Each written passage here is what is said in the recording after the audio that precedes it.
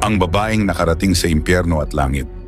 Si Angelica Zambrano ay isang dalagang taga-Ecuador na naging kilala dahil sa kanyang patotoo tungkol sa di-umano'y supernatural na karanasan kung saan siya raw ay dinala ng Diyos sa langit at sa impyerno sa loob ng 23 oras.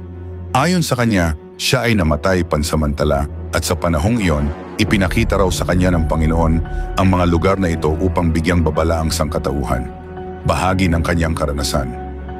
Sa impyerno, nakita niya ang matinding paghihirap ng mga kaluluwa, mga taong nabuhay sa kasalanan at hindi nagsisi. May mga kilalang tao rin umano siyang nakita doon, subalit binigyang diin niya na hindi ito para husgahan kundi upang paalalahanan ng iba na walang pinipili ang kaparusahan ng kasalanan. Sa langit, nakita naman niya ang kapayapaan, liwanag at kaluwalhatian ng Diyos. Nakita rin daw niya ang mga anghel at mga taong tumanggap at sumunod kay Kristo noong sila'y nabubuhay pa. Mensaheng ipinapaabot, hinihikayat niya ang lahat na magsisi, umiwas sa kasalanan at magbalik loob sa Diyos. Binalaan din niya ang mga kabataang naaadik sa makamundong bagay at mga taong nag-aakalang sapat na ang pagiging relihiyoso. Maraming Kristiyano ang naantig at tumibay ang pananampalataya dahil sa kanyang kwento.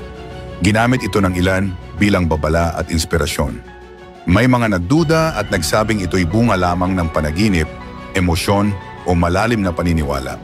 Hindi ito tinatanggap ng lahat bilang literal na katotohanan. Ang patotoo ni Angelica ay hindi maaring patunayan sa siyensya, ngunit nananatili itong makapangyarihan sa aspeto ng pananampalataya.